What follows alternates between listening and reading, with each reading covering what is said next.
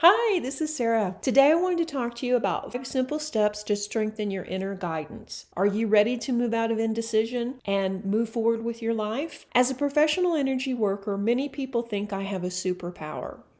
But really, I'm just more in tune with my intuition, and I seek guidance often, especially if it's a big decision. So today I'm going to share ways you can strengthen your own inner guidance. This is, of course, my take on intuition and inner guidance, and it may not resonate with everyone. Doesn't resonate with you? No worries, just pass it on by, and I do hope you find what you're looking for. Do you ever feel unsure about what to do? Is it time to change jobs? Is it time to end a relationship? Should you move house? Most of us believe if we think long enough on a subject, then the best decision will come forward. But what if it doesn't? And let's be honest, there's nothing worse than being stuck in that mindset of not knowing what to do and feeling like you're letting people down if you don't choose, but you're also afraid that you're going to make the wrong decision. How do you make those tough decisions? Well, we all have the ability to access our authentic inner guidance. And chances are good you've tapped into this superpower before, and it's probably been a lifesaver. Perhaps you were somewhere and you were supposed to be meeting friends and it's late, you're behind schedule, you know you're going to be late, they're waiting on you, you're feeling the pressure, so you can either take a shortcut down a dark alley or you can walk around the block with a lot of other people. So what do? Logically, taking the shortcut would get you to the destination faster, but is it really the best decision? So you picked the shortcut and you started, let's say, walking down a dark alley, but your intuition said probably not the best move. So you turned around and went back. That was your intuition telling you that that probably wasn't going to be in your best interest to go down that dark alley. Have you ever been in situations like that? Do you trust your intuition? Perhaps someone asked you to invest in their new product or business. You could get on the ground floor, you can make a lot of money, but your inner knowing just says, nah, it's not the right thing to do. And then later on, you see 6 months later, the product never took off and you would have wasted the money. So that's another way our intuition guides us. So we all have this ability, and most of us tap into it from time to time and don't even realize it. That little voice helps us make the best decisions possible. When we go against our intuition,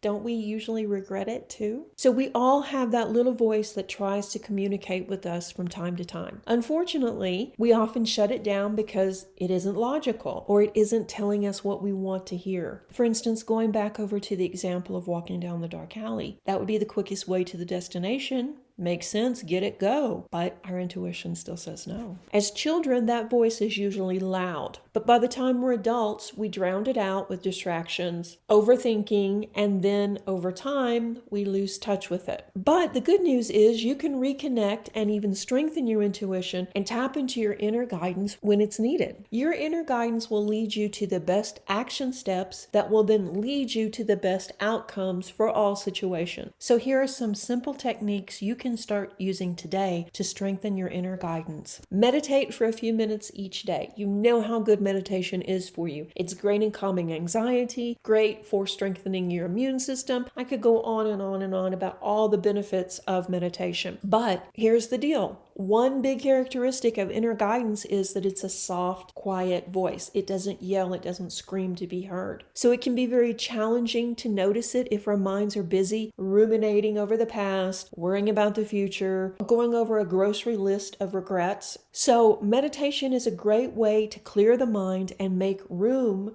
to hear and tap into our inner guidance. A simple technique to clear your mind is to simply breathe and count. Attempt to stay focused on your breathing, and when your mind wanders, you go back to 1, and you breathe and you count, and you breathe and you count. And it won't be easy in the beginning, but over time it gets a lot easier, and it will help you quiet the mind. And when you quiet the mind, guess what? You can hear your intuition. Another thing you can do is record your dreams. Your dreams can be full of useful information. Studies show that we dream an average of about 5 times per night. Yep, most of us don't even remember one snippet of a dream, but you can train yourself to remember your dreams. So after you get in bed, tell yourself that you want to remember your dreams in the morning. Then keep a notebook and pen, or your phone handy and then record what you remember as soon as you wake up. Dreams tend to fade from memory quickly, so review your dreams and see if there might be any information you can use. Look for odd situations and symbolic meanings. Another thing you can do is keep a journal. Take a few minutes each morning to write in your journal. By giving yourself this time, you allow new information to come to the surface. Write without judgment or censoring yourself. Like meditation, the longer you practice, the easier it will become.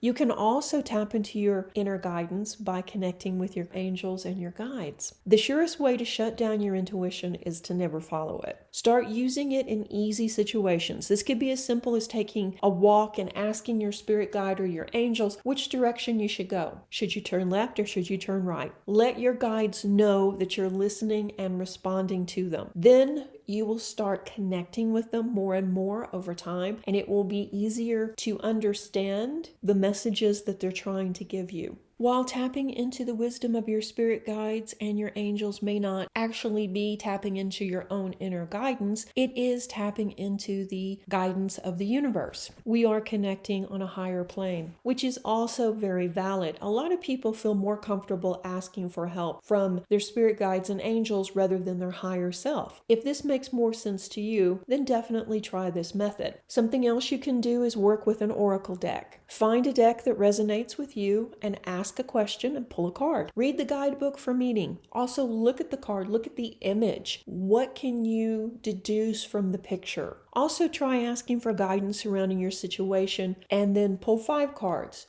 Then read about the cards. Turn it into a story that makes sense for your particular situation. Most people think that oracle cards and tarot cards are about predicting the future, which they can do, but mostly they carry information about how we should show up, what we need to focus on, what we need to work on, and they're all about lessons and moving forward. So if you want to know more about working with cards, I do almost daily card pull on my other channel, Serenity Reiki Clinic, here on YouTube if you want to go check that out to learn more about the cards. Something else that you can do is you can tap into your higher self. To reach the deepest, most authentic part of yourself, you will need to acknowledge it. By asking to connect with your higher self, free from ego and limitations, you can tap into your highest self. Take a few deep breaths and tap into that inner silence. See yourself in your mind's eye. Stay in this space for a few minutes and allow the answers to come to you. Our higher self is our most evolved self, but it's not something that we're trying to become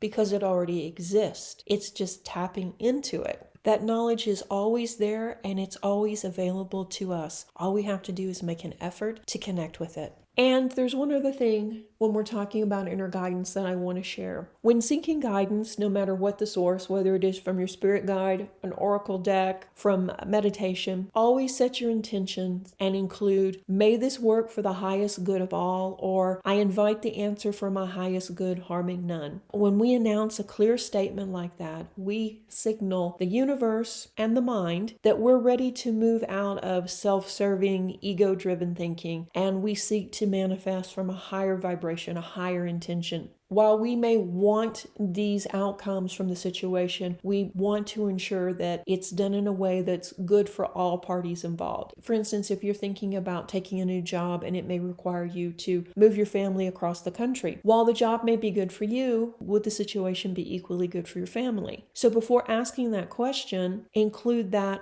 harming none and the highest good for all statement, and then I think you'll get a answer that resonates on that higher level. Because honestly, what value is it if you do move house across the country for a better job, but your family is miserable? Not the outcome that you really wanted. So be very clear and state your intention around any questions that you're asking. And then you can manifest from there. I hope this inspired you to strengthen your intuition. If you like this type of content, be sure and let me know in the comment section below. And please consider subscribing to this channel. Stay tuned for the next video. Reiki Blessings. Bye-bye.